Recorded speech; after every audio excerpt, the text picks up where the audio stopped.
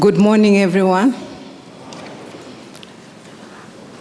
I noticed 5 days ago that before my name, they had put Professor Dorris Mwinga. I didn't mind it because when I was working for the government, before I went to Parliament, I was a creature called Chief Parliamentary Draftsman. Do I have your attention? Chief Parliamentary Draftsman. So I was an honorary gentleman. Yes? So I'm also an honorary professor.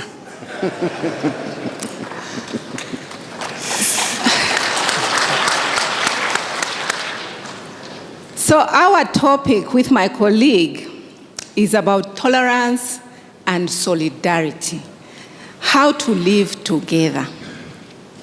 My colleague said, as lawyers, for some reason, we always have to apologize that we are lawyers. I don't know why, but yeah, we apologize, we are lawyers. So as lawyers, we always insist on looking at what does the word mean.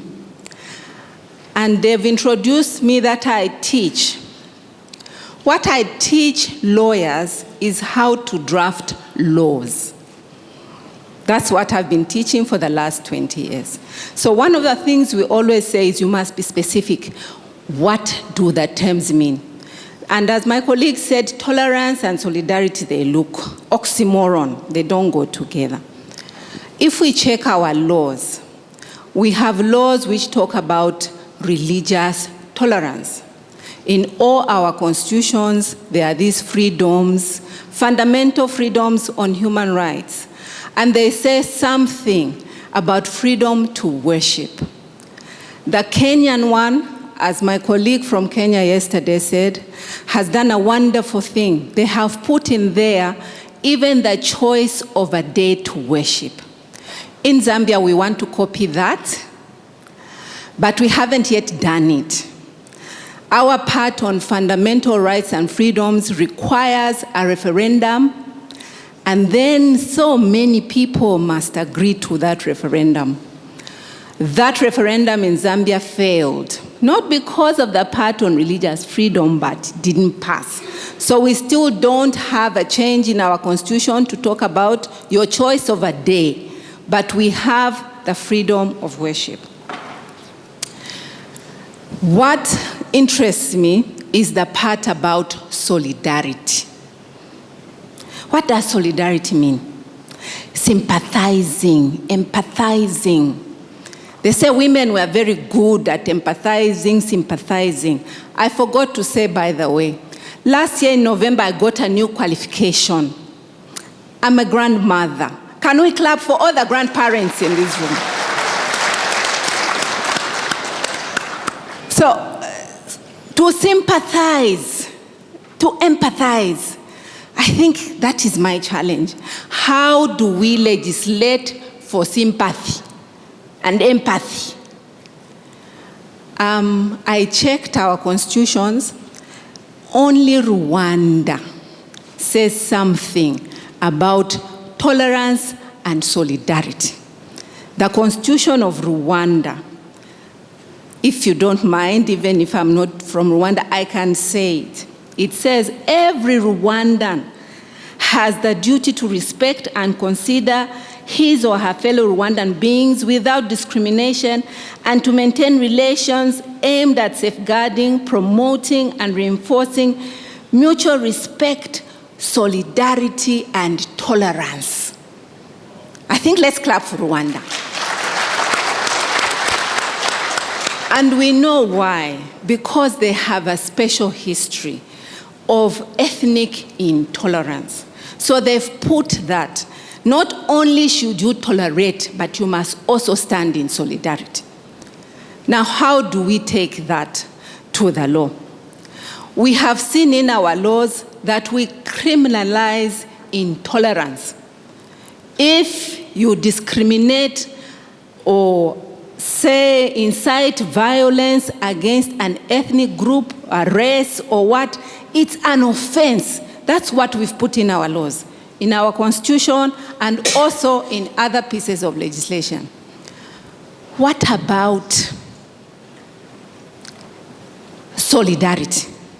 What laws can we put there? How can we force somebody to empathize, to be criminalized for not supporting our friends whose views are different from us? I tried to look and see where I can find this perfect example. And I found it in the Bible. The Good Samaritan. I don't know how many of you know about the Good Samaritan, but I can summarize for you. This person is injured, who's a Jew. The person who helps him is a Samaritan. The two don't get along. If it was today, I would have said, why didn't the Good Samaritan just call the police? Sorry, there's an injured man here, can you come and get him? He didn't call the police. He picked him up, took him to her hotel, bathed him, and gave him food, and then left instructions with the hotel keeper. Please look after this man. If there's any extra money, I will pay for it. That is solidarity. It goes beyond tolerating the Jewish man. What about the laws? What do we normally do? As long as the laws don't affect you, it is all right. I told you I worked for government. I specialize in drafting laws. There was once in my country a law called theft of motor vehicle. And when it was about to be introduced, I am the guilty one who had to draft it. And I asked the minister, but why do we have to have a separate law for theft of motor vehicle? What about theft of tomatoes? The minister was not happy. But they said it was copied from Botswana, my colleague from Botswana. They said there is a law in Botswana about theft of motor vehicles because this is a very difficult thing. People are doing all sorts of things. In the background, people were saying this is targeted at someone. And that theft of motor vehicle was not to be bailable. And I had a lot of problems with it, but in the end, we drafted it, we amended our penal code. Guess what happened? The first person who was jailed for theft of motor vehicle and bailable, do you know who it was? Our late President Michael Chilufya Sata. It wasn't targeted at him, but he was the first one. So can you see? It is not good to watch and target laws at somebody because the next time it will affect you. So after that, they told us, no, we are amending that law. It shouldn't be unbailable anymore unless you are a third or fourth offender. So the law was changed. In Malawi, my colleague comes from Malawi. I had a lecturer at our Zambian university who told us this. At one time, an attorney general in Malawi established by law community courts or traditional courts in communities. And he said, these are very good places. They can even try treason. And at that time, they told him, but sir, community courts to try treason? He said, yes, don't look down on people. Anybody can try treason. Then he fell out with the president and came to Zambia from Malawi. After a couple of years, he strayed into Malawi, and guess what? He had to be tried by those same community courts. So I hope you are awake. Do not watch bad laws being done, because the next time it will be you. Yesterday I heard that from the French. They said no wearing the the what on the head, jihab. I'm very bad at that name. Wearing those things on the head. And everybody in France watched it.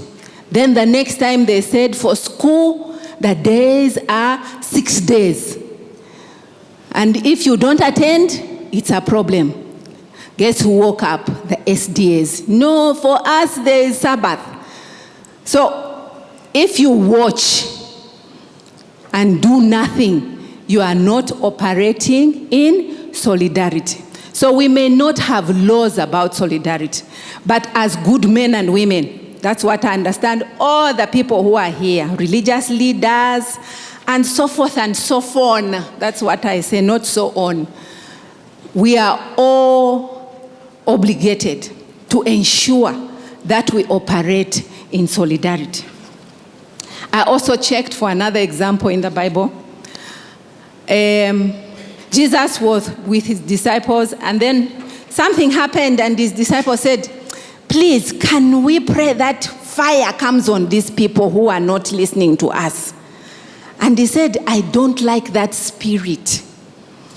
No fire should be brought on someone who's different from you. That is what religious tolerance is about.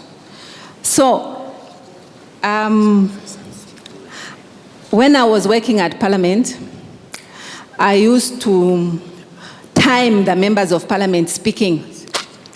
And when they go beyond time, I would switch off the microphone. So I don't want anyone to switch off the microphone on me.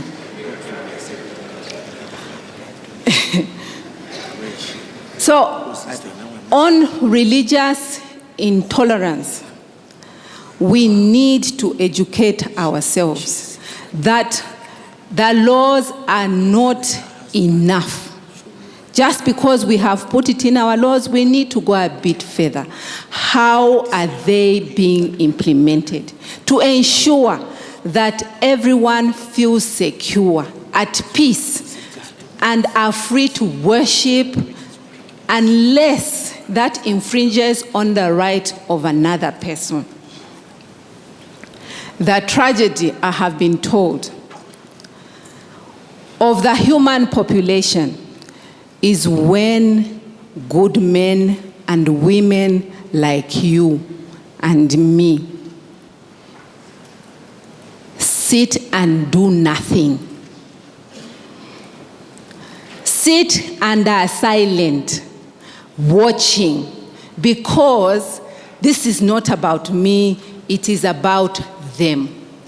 In Rwanda, in Kigali, let us resolve not only to be tolerant, but to work in solidarity, one with the other, irrespective of what the laws say. The laws are made by people like you and me. And the judges, my colleague said, are a product of society. So the challenge is for you and me to make the difference. I thank you and God bless you.